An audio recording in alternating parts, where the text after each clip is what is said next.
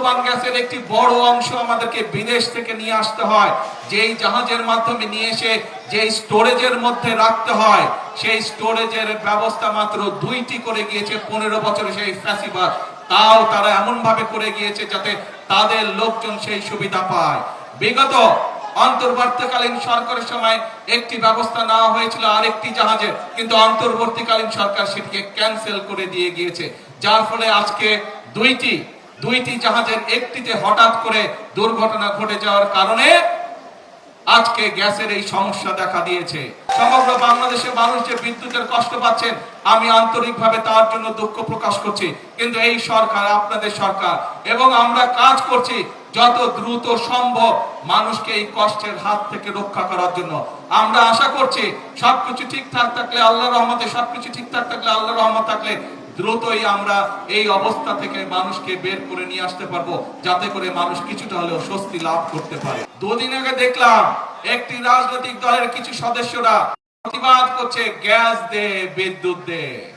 Hurricane সামনে নিয়ে বসে আছে, দেখেছেন ছবিটা?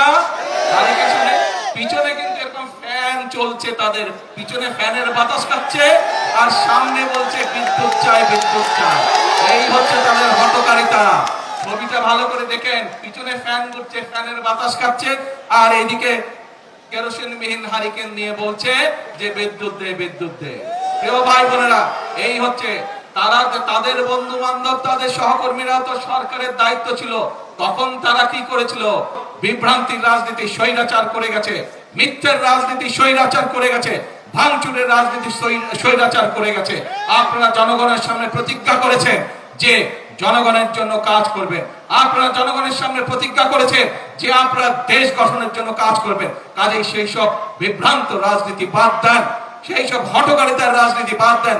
আসেন জনগণের জন্য কি করতে পারবেন, কি পরামর্শ আপনাদের দলের মধ্যে আছে সেটি জনগণের সামনে তুলে ধরেন।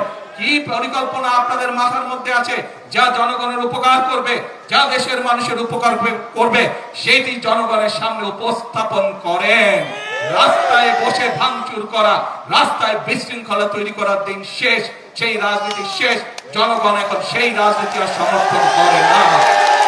ভুল অতীতে করেছেন, 71 সালে ভুল করেছেন, 86 সালে ভুল করেছেন, 96 সালে ভুল করেছেন, 2026 সালে এসেও মানুষকে বিভ্রান্তি করে কি কি সব টিকিট মিকিট বিক্রি করেছেন।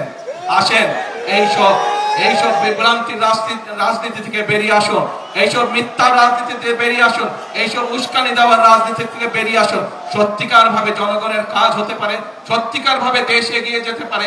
এইরকম যদি কোনো পরিকল্পনা আপনাদের কাছে থাকে, এরকম যদি কোনো চিন্তা ভাবনা আপনাদের কাছে থাকে, উপরের টেবিলে উপস্থাপন করুন, সংসদে উপস্থাপন করুন, জনগণের সামনে উপস্থাপন করুন।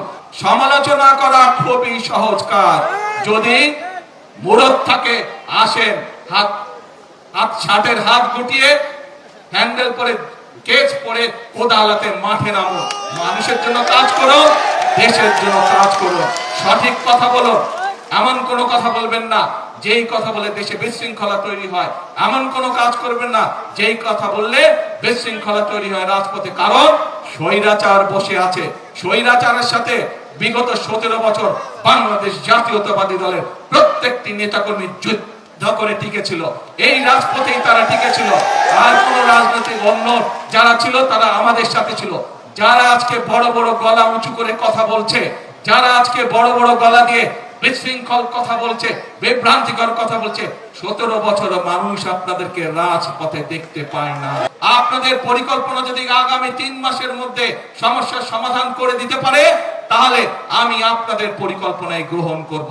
তাদের প্রতি আমি চ্যালেঞ্জ ছুড়ে দিলাম, যেই বিদ্যুতের সমস্যা রয়েছে, যেই গ্যাসের সমস্যা রয়েছে, সেইটি সমাধানের জন্য তারা যদি সরকার থেকে ভালো কোনো পরিকল্পনা নিয়ে আসতে পারে, যে পরিকল্পনা আগামী 3 মাসের মধ্যে, 3 মাস, আরো 3 মাস আমি তাদেরকে দিলাম, যদি 6 মাসের মধ্যে তারা সমস্যার সমাধান করতে পারে, তাহলে তাদের প্রত্যেকটি পরিকল্পনা আমরা বাস্তবায়ন করব।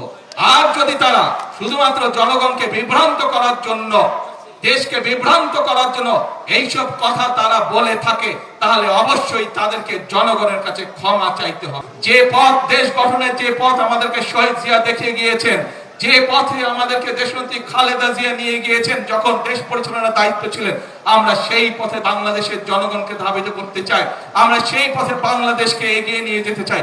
এই হোক আজকে দেশনেত্রী বেগম খালেদা জিয়ার 82তম জন্মদিনের শপথ, এই হোক আজকের এই দিনে আমাদের প্রতিজ্ঞা।